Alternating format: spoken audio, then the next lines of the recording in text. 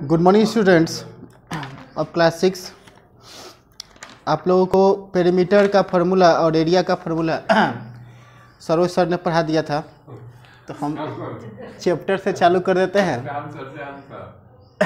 Practice time 11.1 question number 1। Find the perimeter of a square whose each side is 15 centimetre.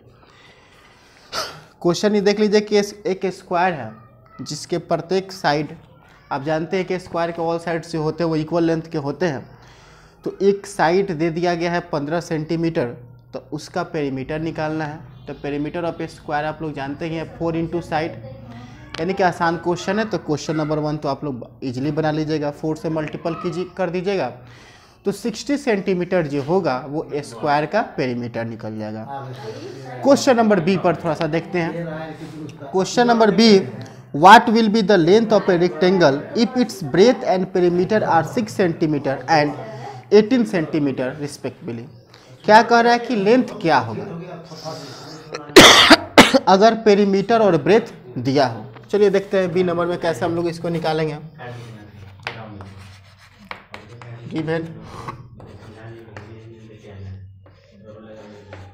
Breath of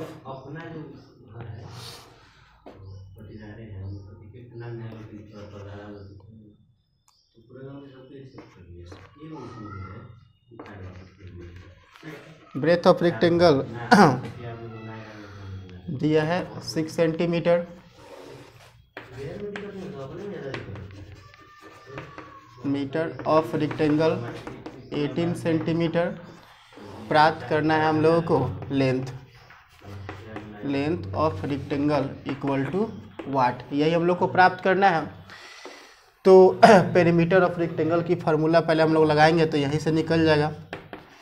तो perimeter of rectangle क्या होता है 2l + b, ये होता है। क्या क्या दिया गया अब इसको बैठा देना है। पेरीमीटर ऑफ रेक्टेंगल दिया गया है 18 सेंटीमीटर, चलिए ये इधर आ जाएगा। 2 हम लोगों को लेंथ प्राप्त करना है तो l ही रहेगा, और b हमको दिया गया है 6 सेंटीमीटर। ठीक है, चलिए 6 दिया है 6 सेंटीमीटर। ये 2 से इधर मल्टीप्लाई हो रहा है तो इधर 2 से डिवाइड होगा, तो पहले ही कर देते हैं। 9 सेंटीमीटर इधर 6 सेंटीमीटर चलेगा, तो l + 6 सेंटीमीटर हो जाएगा ये। अब 6 सेंटीमीटर अगर इधर प्लस में है तो इधर सब्ट्रैक्शन में आएगा, तो l को कॉमन कर लेते हैं। 9 - 6 सेंटीमीटर यानी कि l = 3 सेंटीमीटर, यानी कि लेंथ कितना होगा 3 सेंटीमीटर। फिर से इस क्वेश्चन को समझ लेते हैं। क्वेश्चन नंबर 2 में आपको एक रेक्टेंगल है जिसका ब्रेथ दिया गया है, जिसका पेरीमीटर दिया गया है, और कह रहा है कि लेंथ बताएं। ठीक है, तो लेंथ इक्वल टू वाट मान ली हम लोगों ने। ठीक है, पेरीमीटर दिया है तो पेरीमीटर का ही फार्मूला पुट कर देते हैं। पेरीमीटर ऑफ रेक्टेंगल क्या होता है 2l + b। अब हमको पेरीमीटर ऑफ रेक्टेंगल दिया था, तो जहाँ पे जो दिया ये इक्वल टू पेरीमीटर का फार्मूला, तो 2l + b, तो b हमें 6 सेंटीमीटर दिया गया है। ठीक है, 2 से इसमें मल्टीप्लाई हो रहा है तो इक्वल टू के इधर डिवाइड होगा, तो 2 से हमने 18 को डिवाइड कर देने कि 9 सेंटीमीटर। अब l + 6 सेंटीमीटर बचा, तो 6 सेंटीमीटर जो प्लस में हम इधर लाएंगे तो माइनस में आएगा, यानी कि इक्वल के इस साइड करेंगे तो माइनस में आएगा। तो l को कॉमन कर लिया, 9 सेंटीमीटर - 6 सेंटीमीटर यानी कि 3 सेंटीमीटर। तो ये क्वेश्चन नंबर बी का सॉल्यूशन रहा। क्वेश्चन नंबर सी देखते हैं। Find the perimeter of a rectangle whose length and breadth. बहुत आसान क्वेश्चन है, लेंथ और ब्रेथ दिया है। तो पेरीमीटर ऑफ रेक्टेंगल तो आप जानते ही हैं कि 2l + b होता है, तो उसी फार्मूला पर हम इसको बैठा लेंगे। क्वेश्चन नंबर 4 देखते हैं। What will be the length of the third side of a triangle whose 2 sides are 12 cm and 15 cm and perimeter 38 cm? देखिए एक ट्रायंगल है,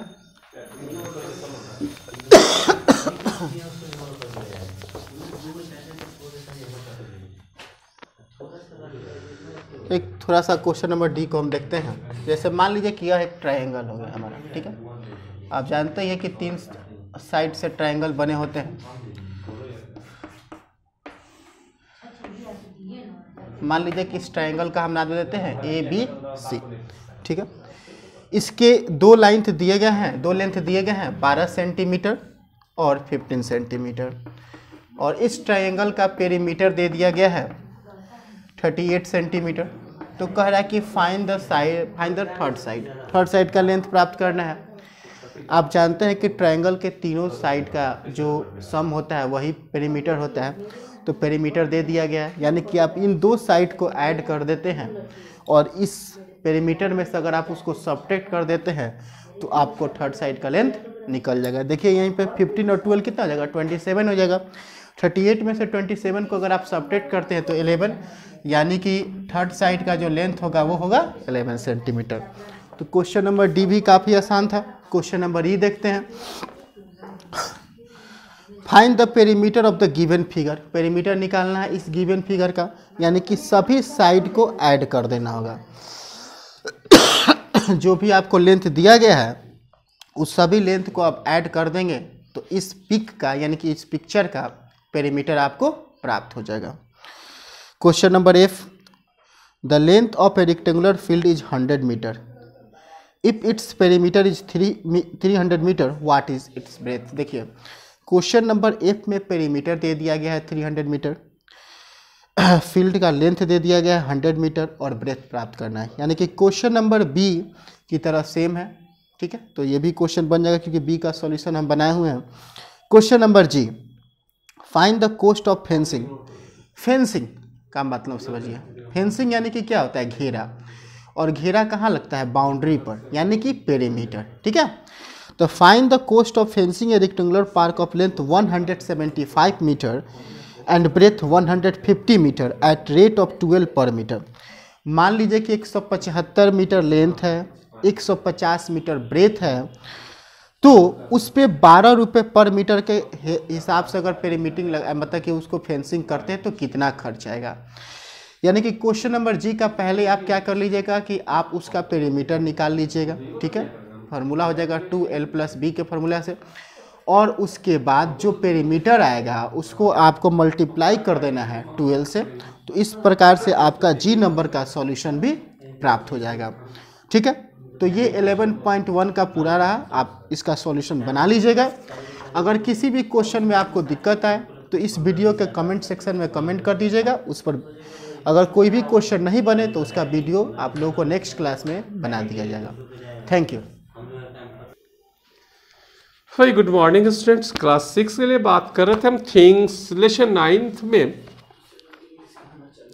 थिंग्स अराउंड अस की चर्चा करनी थी मुझको, और इसमें लिविंग और नॉन लिविंग की बात थी। तो पिछले 2 क्लासों में मैंने आपसे चर्चा की है कि बायोटिक कंपोनेंट्स, हैबिटेट्स। आज हम बात करते हैं अडॉप्शन की। अडॉप्शन में मैं आपसे कहा था कि अडॉप्शन का हिंदी होता है अनुकूलन। अनुकूलन का मतलब होता है अनुकूल होना। ठीक है, तो most species of organisms are found in one type of habitat are unable to survive in other habitat. प्राय स्पीसीज जो होते हैं एक तरह के हैबिटेट के लिए अडॉप्टेड होते हैं, अगर दूसरे तरह जाते हैं तो या तो अपने को अडॉप्ट करेंगे अदरवाइज वेनिश हो जाएंगे। Camel live in desert and are found in the rain forest. A fish cannot live on land. Plants and animals usually have the features that help them to survive in a particular type of habitat. These are known as adoption. तो अब एक बात है, मछली, मेरी कल भी मैं चर्चा करता, मछली जल की रानी है। यानी मछली कहाँ रहने के लिए अडॉप्टेड है, वाटर के लिए। तो भाई बचपन के ही पोएम देखो कितना अच्छा याद आ रहा है मुझे। मछली जल की रानी है, जीवन उसका पानी है। ठीक है, हाथ निकालो डर जाएगी, बाहर निकालो मर जाएगी। अब मछली किसकी रानी है, जल की रानी है। यानी कहाँ रहने वाली है, जल में रहने वाली है। और उसकी जीवन क्या है, जल, वाटर। और जीवन क्या है उसका, पानी है। हाथ निकालो, हाथ डालो, क्या होगा, डर जाएगी कि मुझको ये क्या करेगा, एक हैबिटेट से दूसरे हैबिटेट में जाके डाल देगा और बाहर निकाले पर तरफ तरफ के मर जाएगी। यानी वो धरती पर एडॉप्ट नहीं कर पाएगी, और एडॉप्ट नहीं करेगी तो मर जाएगी। सेम कहानी है यही। अगर कोई भी लिविंग थिंग्स अगर किसी सराउंडिंग में एडॉप्ट नहीं करता है तो मर जाता है, वेनिश हो जाता है, गायब हो जाता है। मैं पिछले दिन भी बात किया था आपसे कि हम बिहारी आदमी हैं, भाई बिहार के रहने वाले बिहारी। अगर हम केरला साइड चले जाएं, भाई हम लोग क्या खाते, भाई रोटी सब्जी है ना, ये सब खाते हैं। केरला चले जाएं तो वहां पर क्या मिलेगा, इडली डोसा सांभर मिलेगा। और हम अब जिद पकड़ के बैठ जाए, चलो हम बिहारी हैं, रोटी ही खाएंगे, भाई मकई की रोटी खाएंगे, तो केरला में भाई मकई मिलेगा नहीं, भूखे रह जाओ, मरते जाओ। तो हमें अगर वहां सरवाइव करना है तो हमको क्या खाना होगा, इडली डोसा सांभर ही खाना होगा। प्लांट्स की बात करें अगर, तो आप बिहार में छपरा में आप एप्पल का पेड़ लगा सकते हैं, ऑरेंज का पेड़ लगा सकते हैं, ग्रेप्स का पेड़ लगा सकते हैं। लेकिन ग्रेप्स के पेड़ में वो स्वाद नहीं होगी, वो टेस्ट नहीं होगी जो नागपुर नासिक साइड में होता है।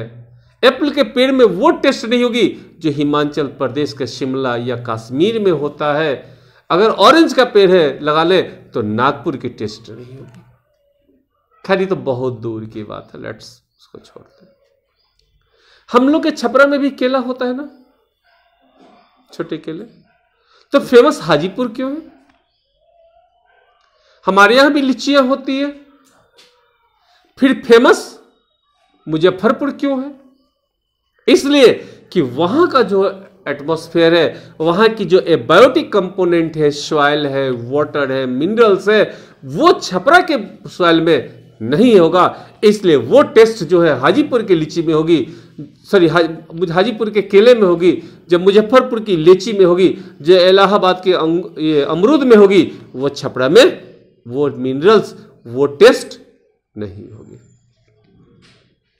अगर वो टेस्ट हमें लाना होगा तो हमको उसके जैसा इन्वायरमेंट पैदा करना होगा, सॉइल उस तरह लाना होगा, टेम्परेचर देना होगा। चाय की खेती कहाँ होगी? चाय की खेती वेस्ट बंगाल, असम। क्या चाय की खेती हम छपरा में करें? होगी, होगी, बट वो प्लांट उस तरह ग्रो नहीं करेंगे। तो ये एडॉप्शन यही है कि अगर वो सरवाइव नहीं किया तो वेनिश हो जाएगा। In desert, the temperature is high and there is a shortage of water. Some of the adoption found in desert plant are follow. हाँ भाई, बड़ी अच्छी बात। तो डिजर्ट कैक्टस एक प्लांट है। कैक्टी, बहुत सारे कैक्टस की जातियां होती है, बहुत सारी जातियां। एक काम करो, आप कैक्टस लगा दो। हाँ देखो, याद आ गया मुझे एक छोटा सा बात, एलोवेरा। एलोवेरा प्राय लोग लगाए हो। एलोवेरा क्या है? कैक्टस फैमिली का मेंबर है। और अगर उसको हम लगा दें, और हमें आदत क्या है रोज पानी देने की, अगर एलोवेरा के प्लांट में रोज पानी डालो तो एलोवेरा आपका खत्म हो जाएगा, सड़ जाएगा। चूंकि किस फैमिली है? वह कैक्टस फैमिली का है, उसको वाटर की नीड बहुत बहुत कम होती है। ठीक है, वाटर की नीड क्या होती है? बहुत कम होती है। अगर कैक्टस में पानी डालोगे खत्म हो जाएगी। लेकिन अगर वही धान का पेड़ है, उसको जितना पानी दो उतना ही अच्छा है। तो धान का पेड़ और कैक्टस का पेड़, एक को पानी दो तो मर जाएगी, दूसरे को पानी दो तो जी जाएगी। तो दोनों क्या है? दोनों की नेचर अलग है, दोनों का हैबिटेट अलग है, दोनों अपने अपने क्षेत्र के लिए अडॉप्टेड है।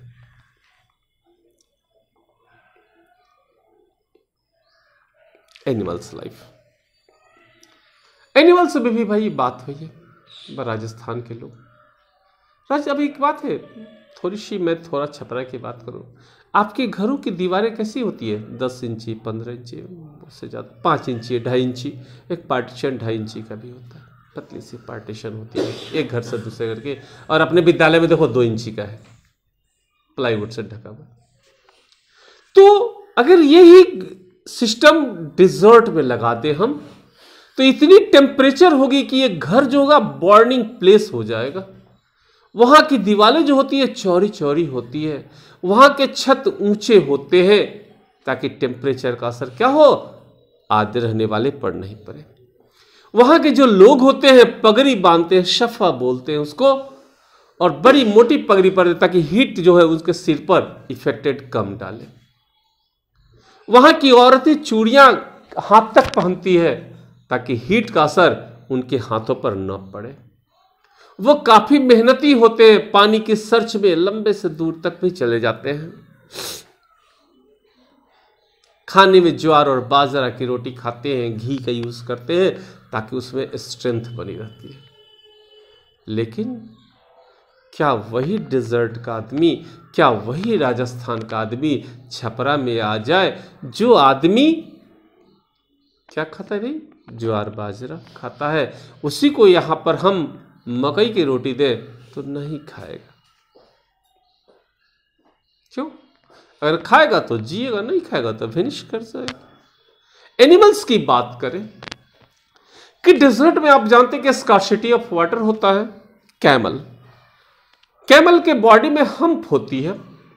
कैमल एक बार में 50 लीटर पानी पी लेता है, और जैसे वो पानी पीता है सारा पानी के जो पार्टिकल्स हैं उसके पूरी बॉडी में मूव कर जाते हैं, पूरी बॉडी में, जस्ट लाइक ए स्पंज।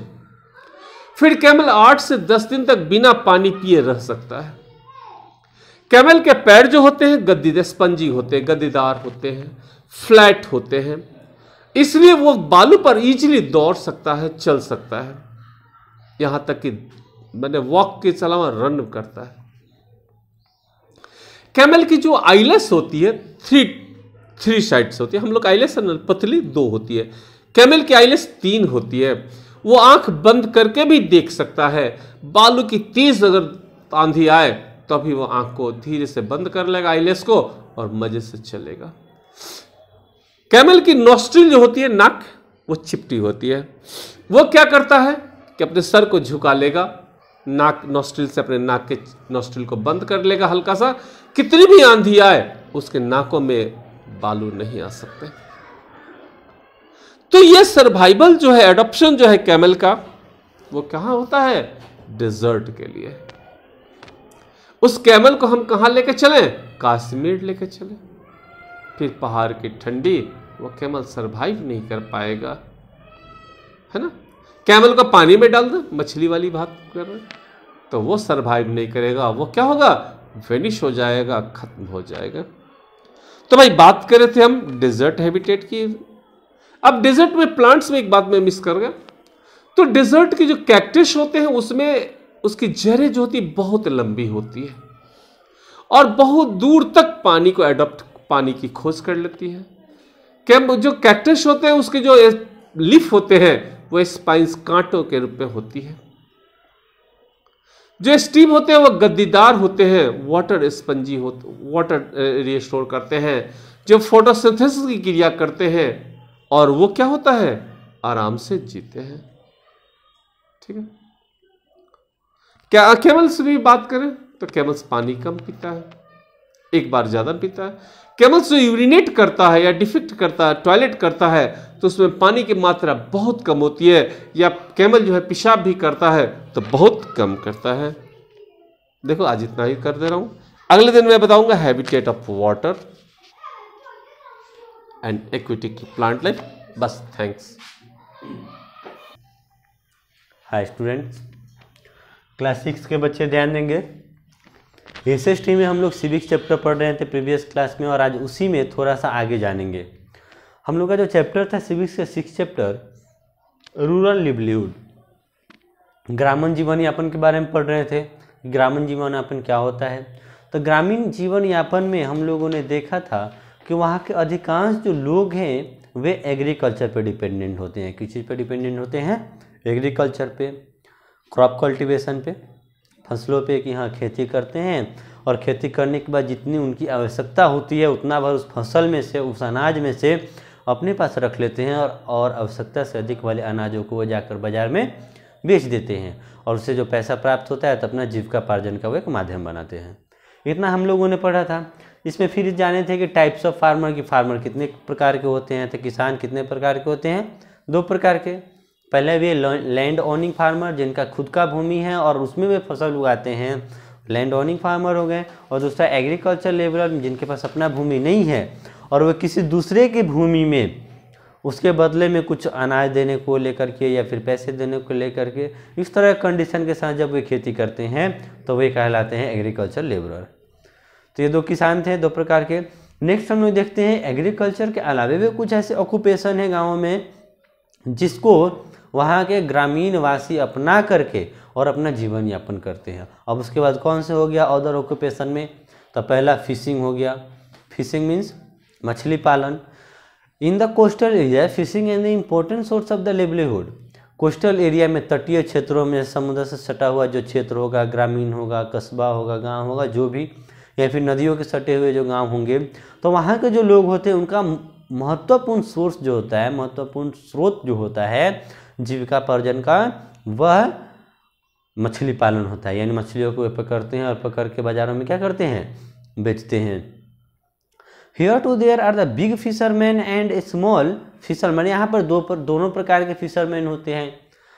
पहले बड़े फिशरमैन भी होते हैं और छोटे। बड़े मतलब बहुत बड़े पैमाना में वो दिन भर, 2 दिन, 3 दिन, 4 दिन केवल मछलियाँ पकड़ेंगे और फिर उसके एक बार स्टॉक करके बेचेंगे। और कुछ ऐसे भी होते हैं डेली वेजेज पे कुछ मछली पकड़े और जाके उसको बेचेंगे। तो ये होते हैं the big fisherman can afford two by good equipment and invest the other business. उसके बाद बिग फिशरमैन जो होते हैं वो अपने कुछ उपकरण खरीद लिए हैं, कुछ सामानों खरीद लिए हैं, और सामानों को खरीद करके छोटे छोटे जो फिशरमैन होंगे उनसे वे खरीद लेंगे और ख़रीद करके वे एक होलसेलर के फॉर्म में किसी दूसरे शहर में ले जा करके बेचेंगे। In some areas like in the Odisha and Andhra Pradesh, many fishermen have started breeding prawns and as the additional source of livelihood। देखिए, जैसे कि कुछ क्षेत्र हैं उड़ीसा या फिर आंध्र प्रदेश, तो ये जो क्षेत्र है यहाँ पर एक और भी काम होता है कि मछली पालन के साथ में किस चीज़ का किया जाता है, मछली पालन के साथ में वहाँ पर वे लोग केकड़े का भी क्या करते हैं, पालन करते हैं और उसको बेचते हैं। Small fisherman have to depend slowly on the day's catch the meet their daily needs. और छोटे मछली धारक जो है, मछली पकड़ने वाले जो है फिशरमैन, वो डेली अपना मछलियों को पकड़ते हैं और उसको डेली बाय डेली जा करके बेच देते हैं अपनी ज़रूरत के हिसाब से। This people use A small boats usually without engine. ये लोग मछलियों को पकड़ने के लिए एक छोटे से नाव का प्रयोग करते हैं जिसमें इंजन नहीं लगा होता है। And as a result they can not go far at sea. और इससे क्या होता है, वे समुद्र में अधिक दूरी तय नहीं कर पाते। यानी समुद्र के तटीय क्षेत्र में जितना दूरी डिस्टेंस तय करना होगा तय करते हैं और उसके बाद में उस मछलियों को बेचते हैं। Where there is a better chance to getting a good catch. और वहाँ पर एक उन्हें अच्छा चांस मिल जाता है पकड़ने का। Their nets and other equipment too are the outdated. उसके साथ में और भी कुछ इक्विपमेंट में रखते हैं, जैसे नेट हो गया या फिर और भी चीज़ें।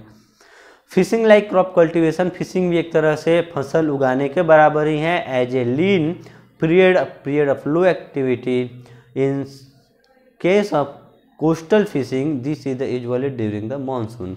देखिए, फिशिंग भी होता है एक तरह से, जैसे क्रॉप कल्टीवेशन है, फसल है कि हाँ कहीं पर ले जा करके बीजों को बोते हैं, ज़मीन तैयार करते हैं, बीजों को बोते हैं, उसको तैयार होने में 3 महीने लगेंगे, 4 महीने लगेंगे, उसके बाद फसल को काटेंगे, उसके बाद बेचा जाएगा। At the same thing fishing में भी होता है, मछलियों का पालन होता है, एक प्लेस बनाया जाता है तालाब, उसमें छोटे छोटे मछलियों के बीजों को छोड़े जाएंगे, वे कुछ महीनों के बाद जा करके बड़ी होंगी और उनको फिर उनको बेचा जाएगा। तो जैसे सेम लाइक है द क्रॉप कल्टीवेशन है, उस तरह से फिशिंग का भी एक ऑक्यूपेशन अपनाया जाता है ग्रामीण क्षेत्रों में। अब रही कोस्टल प्लेन में, समुद्र से सटे हुए भाग में जो मछलियाँ पकड़ी जाती हैं वे मानसून के सीजन में पकड़ी जाती है। किस सीजन पकड़ी जाती हैं, मानसून के सीजन में। Collection of the forest product. Collection of the forest product. इसके अलावा फिशिंग के बाद में क्या होता है, तो जंगलों के सामानों को भी कुछ लोग क्या करते हैं, कलेक्ट करके शहरों में बेचते हैं और बेच करके उससे आपका जीविकापार्जन करते हैं।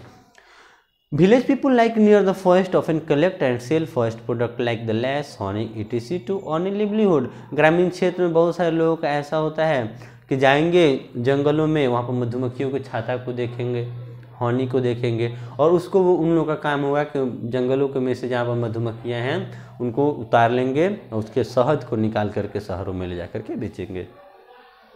इन Madhya Pradesh and Maharashtra for example many people collect and sell the leaves of the tendu tree. और भी होती हैं, कुछ पौधों के पेड़ों को बेचते हैं, वो कुछ पेड़ों के पौधों को बेचते हैं या फिर उनके टहनियों को बेचते हैं।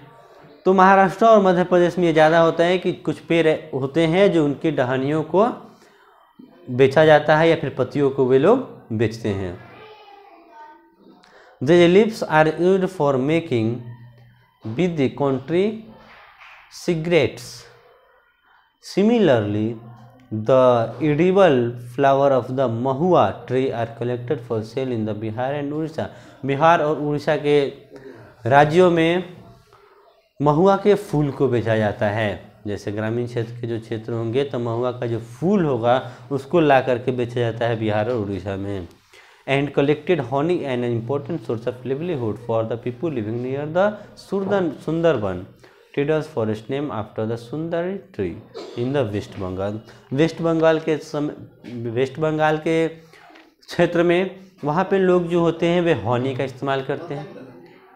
हनी का इस्तेमाल करते हैं, शहद का। जंगलों में जाएंगे और मधुमक्खियों के छतों को देखेंगे कि वो छतें कहाँ पे हैं, और उन छतों में से मधुमक्खियों को इकट्ठा करके, मधु को इकट्ठा करके, शहद को इकट्ठा करके उन्हें क्या करेंगे, वे बाज़ारों में ले जा करके सेल करेंगे और अपने जीविकापार्जन का एक माध्यम बनाएंगे।